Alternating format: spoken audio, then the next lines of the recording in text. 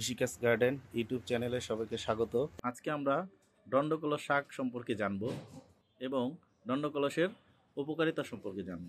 এই যে দেখতে পাচ্ছেন, এটাকে দণ্ডকলস শাক বলে। এটাকে আজকে তুলব। এগুলো আসলে অনেক হয়েছে।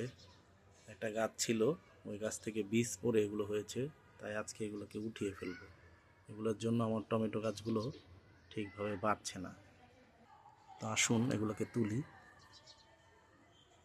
একদম শেকড় থেকে তুলে ফেলব। দণ্ডকলস ভেষজ ঔষধি গাছ, যার কচি কাণ্ড ও পাতা শাক হিসেবে খাওয়া হয়। এটি জ্বর, সর্দি, কাশি, কৃমি, পেটের সমস্যা, বাতের ব্যথা ও ত্বকের রোগ উপকারী বলে গণ্য করা হয়।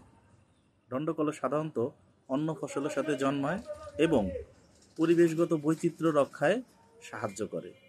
দণ্ডকলস শ্বেতদ্রোণ, ধুবুরি ও ডুলফি নামেও পরিচিত। দেখুন পাতাগুলো কি সুন্দর।